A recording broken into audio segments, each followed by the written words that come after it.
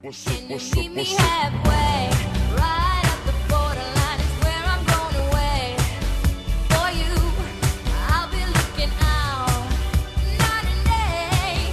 Took my heart to the limit, and this is It's a Sports Saturday on News Radio 830 WCCO. All right, I've been looking forward to this segment all day.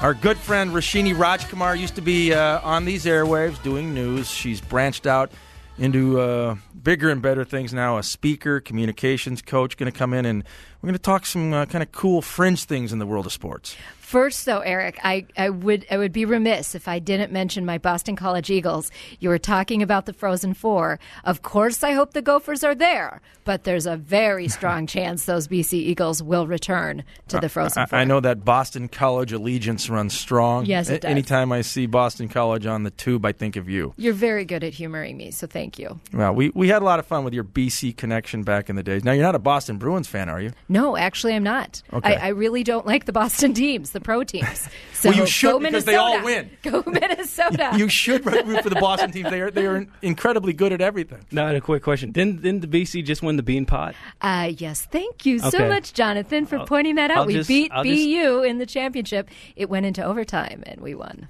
Wow. All right, well, I want to get into this because one of the Boston teams you hate, the New England Patriots, just lost the Super Bowl. Less than 2 weeks ago, I was down there, saw the game with my own eyes, and Tom Brady had some drop passes in the game. Yes, Wes he did. Welker, Aaron Hernandez, among others. After the game, his supermodel wife, who probably triples his income, went Rip City on his receivers, saying, Tom can't catch and throw the ball. It generated a huge amount of buzz. Now, you coach people on how to react to the media, and I know this was kind of off the cuff for her, but somebody caught it. What would be the way you would talk to Giselle about something like this? Well, if Giselle had been my client, I would have certainly cautioned her against dropping the F-bomb where anyone That's could. not good, is it? It's not good. It's never good. Now, it does look good on one sense in that she's standing by her man and supporting her man, but you have to balance that with bashing his team. And he's got to go back to his team. You know, all these players, they have their wives and their girlfriends. You got to keep things copacetic, right? So I think she could have gone in a different direction.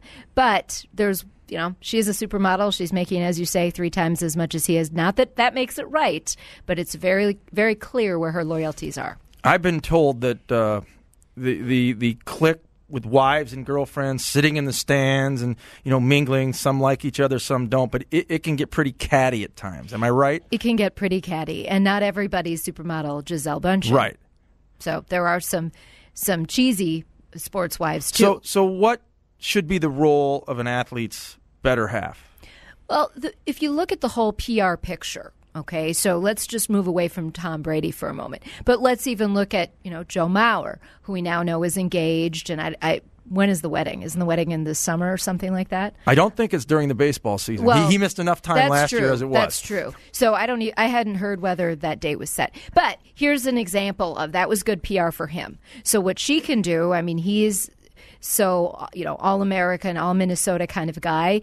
She should do something that matches that image. If she's this bad girl, tough, that wouldn't work well. That wouldn't help his image. It wouldn't help the twins. So sometimes you have to look at the player himself or herself, the partner, and then the team. What's going on in that community? I used to work in Detroit. That's a very rough and tumble town.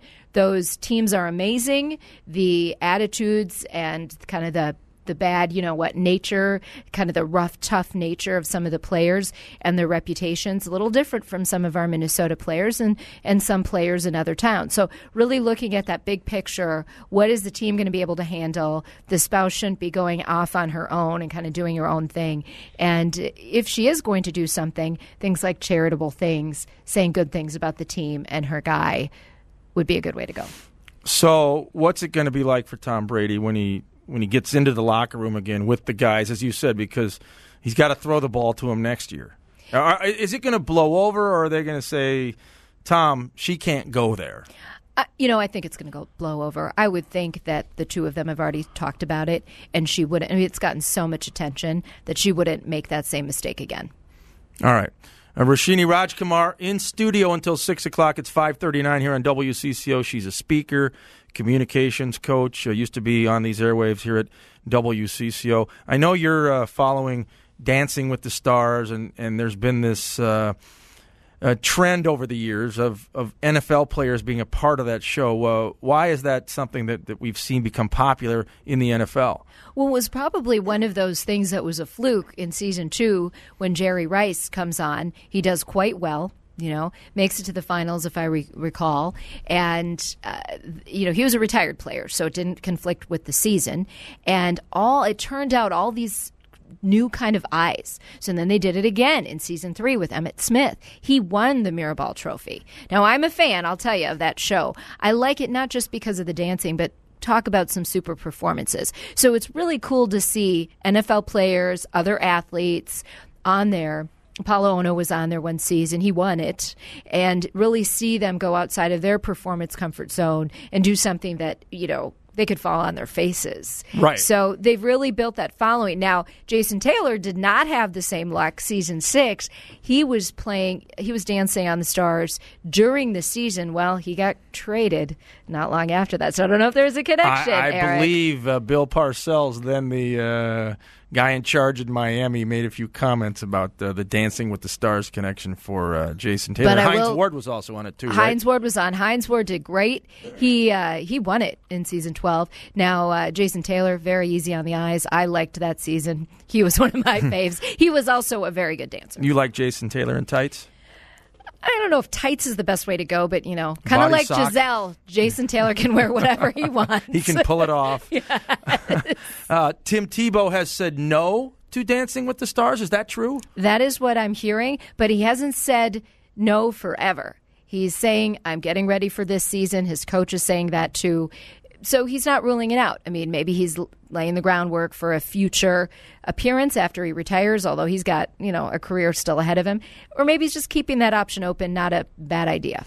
Now, he's been polarizing. And I'm not quite sure why, because whenever I hear him speak, he doesn't come off to me like a jerk. I know he has strong religious beliefs, but so do a lot of people.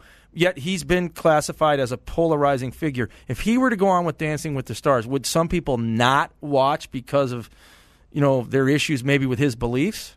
I highly doubt it, Eric. I mean, every week we've got about 20 million, averaging about 20 million people watching that show. I think if anything, Dancing with the Stars has shown us that they like controversy.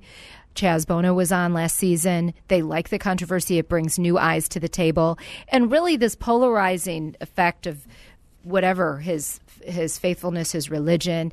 Kirby Puckett did Signs of the Cross on the field. There are different ways that athletes show this, and as long as they're not obstructive to other people's faith, it's sort of surprising to me that it's gone in the direction that it has for Tebow. So if you have an athlete who's your client and they have strong religious beliefs, are you saying, hey, put it out there, or are you trying to say put a filter on it? Well, a filter is always good if there's a strong belief of any kind. You know what I'm saying? So if it's going to hurt your image, that's something to think about. If it is authentically you, I mean, I'm all about authentic communication. All right? You and Steve are two different kinds of sports hosts. You're never trying to be Steve. He's never trying to be you. So be authentic, and if that's what Tim needs to do to be authentic, but just be respectful of the team and other people. And he's certainly one of those guys, though, that is a unique figure. And he transcends the hardcore football thing, doesn't he? He brings in the fringe fan. He absolutely brings in the fringe fan. Not that the NFL, is short of fans. No. But to sort of diversify the fan base, not a bad idea. And this is why it was absolutely smart for Dancing with the Stars to at least approach him. Let's say your client was Chris Carter, who the other day just tore into Randy Moss, his old teammate here in Minnesota, said that he quits. Now, it's not really something new. We've heard it before said about Randy Moss, but would you put a filter on Chris, or do you say Chris is being Chris and now he's an analyst for ESPN? That's his job. It's his job. He can share opinion a little more outwardly. However, and I was a Chris Carter fan, when he played for the Vikings. I think he's a great player.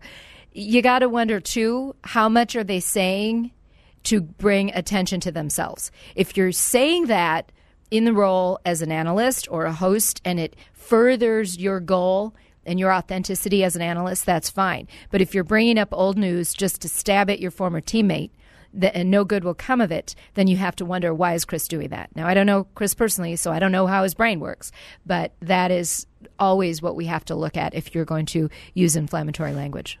All right. We're going to have much more with Roshini Rajkumar, speaker and communication coach, right here on WCCO.